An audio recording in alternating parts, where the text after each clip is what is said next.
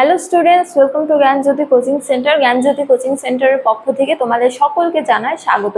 তো স্টুডেন্টস, আজকে আমি যে টপিক নিয়ে তোমাদের সামনে চলে এসেছি সেটি তোমাদের ফার্স্ট সেমিস্টার মেজর হিস্ট্রির অন্তর্গত একটি টপিক। তো আলোচনা শুরু করার পূর্বে বলে রাখি, তোমরা যারা এখনো আমাদের সাথে যুক্ত হওনি কিংবা যুক্ত হতে চাইছো তারা কিন্তু কর্নারের এই দুটো নাম্বারের মধ্যে যে কোনো একটিতে যোগাযোগ করে আমাদের সাথে যুক্ত হতে পারো। এছাড়া বলে রাখি যে আমাদের এখানকার কোর্স ফি কিন্তু খুবই সীমিত, অর্থাৎ আমাদের এখানকার টোটাল কোর্স ফি হলো 499। তো তোমরা যারা আমাদের সাথে যুক্ত হতে চাইছো তারা কিন্তু যুক্ত হতে পারো। চলো এবার আমরা আলোচনায় ফিরে আসি। তো আজকের আমার আলোচনার বিষয় হলো বুদ্ধিস্ট লিটারেচার বা বৌদ্ধিক সাহিত্য। তো মূলত বলা যায় যে প্রাচীন ভারতের ইতিহাস রচনার এক অন্যতম গুরুত্বপূর্ণ উপাদান হলো বৌদ্ধিক সাহিত্য বা বৌদ্ধ সাহিত্য। তো মূলত খ্রিস্টপূর্ব যুগের আগে বা খ্রিস্টপূর্ব যুগের ইতিহাস রচনায় এই বৌদ্ধ সাহিত্যগুলির গুরুত্ব অপরিসীম।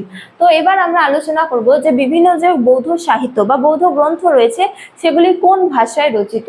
তো বলা যায় যে অধিকাংশ বৌদ্ধ সাহিত্য কিন্তু পালি ভাষায় রচিত, তবে কিছু কিছু বৌদ্ধ সাহিত্য প্রাকৃত ভাষায় রচিত। এছাড়া বলা যায় যে কুষাণ যুগের পরবর্তীকালে বৌদ্ধ সাহিত্যগুলি মূলত সংস্কৃত ভাষায় রচিত হতে শুরু হয়েছিল। এবার আলোচনা করব বিভিন্ন বৌদ্ধ গ্রন্থগুলি নিয়ে। তো বৌদ্ধ একাধিক সাহিত্য রয়েছে, একাধিক বৌদ্ধ সাহিত্য রয়েছে, যেমন ত্রিপিটক, জাতক, মহাবংশ এবং দীপবংশ, বুদ্ধচরিত, মিলিন্দ পঞ্চহ এবং ললিত বিস্তার। ঠিক আছে, তো এবার আমরা এই গ্রন্থগুলির ঐতিহাসিক গুরুত্ব নিয়ে আলোচনা করব। তো এই গ্রন্থগুলি থেকে প্রাচীন ভারতের একাধিক তথ্য জানা যায়। যেমন প্রথমত আমরা বলতে পারি যে ত্রিপিটক।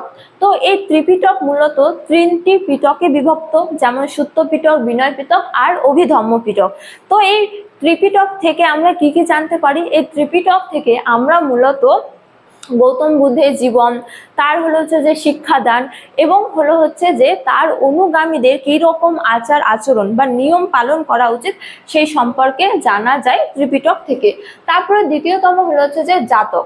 তো জাতক থেকে আমরা কি জানতে পারি?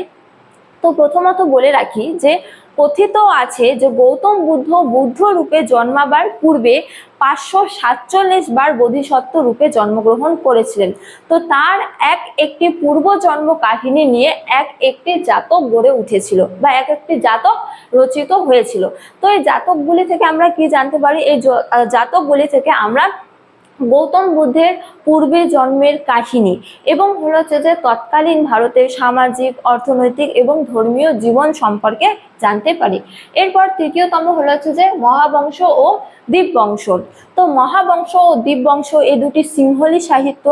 তো এই দুটি গ্রন্থ থেকে আমরা ভারত তথা বিশেষ করে সিংহলের ইতিহাস জানতে পারি।